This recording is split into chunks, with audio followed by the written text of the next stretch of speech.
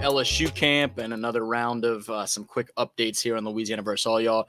Jarrett Roser, as always, thank y'all for tuning in and just keeping up with what we've been doing so far through not quite a week yet of LSU camp. Trying to keep you guys updated as I get back home. Joe Sloan, the offensive coordinator, co-offensive coordinator, we heard from after practice today, so that video is uploading as I speak. So make sure to check out everything Joe had to say about just the excitement early on for that offensive unit, the development of Garrett Nussmeier, how stout that offensive line group has been as a whole. Certainly that first team group, but that kind of trickling down on through a player-led, standard-driven group under Coach Brad Davis. Sloan also talked about the depth of the wide receivers and kind of the way he's seeing all those guys continue to progress throughout camp, and it's going to be a really deep group. Certainly Kyron Lacey, Chris Hilton Jr., CJ Daniels helping kind of lead the way, but a lot of guys involved right now in camp and expect to be involved throughout this season.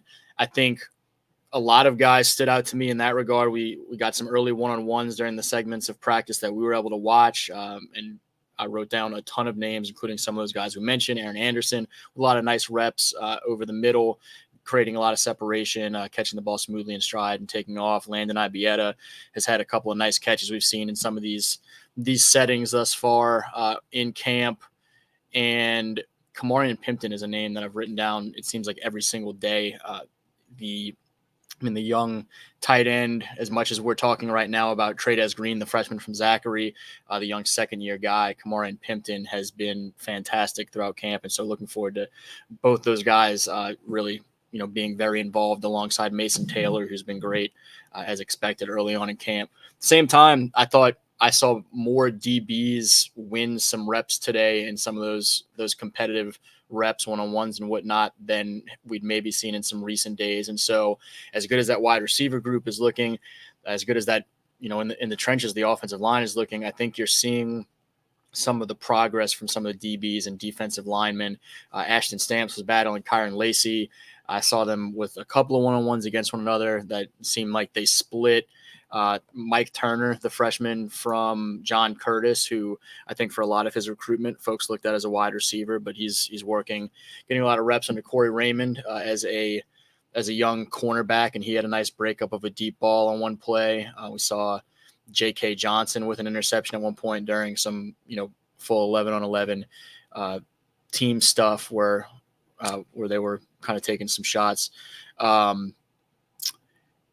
JK also kind of a note with some of that DB stuff. I saw PJ Woodland, the freshman corner from Mississippi, who we'd seen primarily on the outside with the second team group throughout camp thus far. I think that's where we'd mostly seen him is with that second group. Saw him work a little bit at a nickel role in a second team grouping that had J.K. Johnson out on one side, Mike Turner actually taking some reps on the other corner, and then PJ working some from the nickel spot, and Juwan Johnson, still the freshman from LCA, working in kind of the star role. And so that was kind of interesting to see as they continue to get a closer look at some of those young DBs that they'll call up and expect to play some big roles here early alongside the Ashton Stamps and Sage Ryans and Zy Alexanders and even J.K. Johnson and company, trying to look through any additional notes. Tyree Adams, the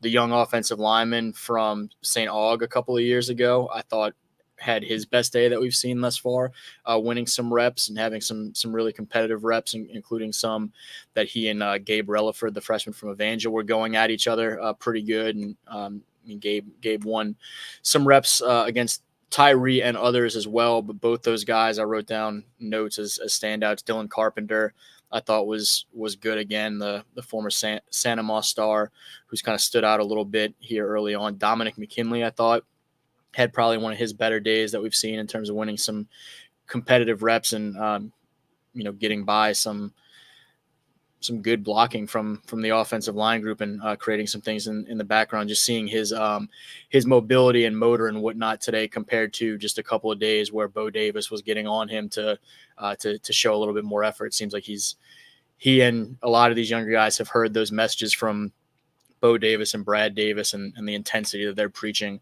on either side of the ball and really taking that to heart and living up to it.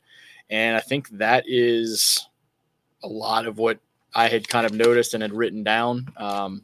Thanks again, as always, for watching, for tuning in. And as always, if you have, other questions, comments, etc., feel free to drop them in the comment stream below. I'm trying to make sure to keep an eye on that and answer any of them. And until next time, which will be a few days now before we get a chance to get back out to practice, make sure to check out some of the other content on Louisiana versus all y'all. Again, Jarrett Roser, this is Louisiana versus all y'all. Thank y'all and have a good time until the next one.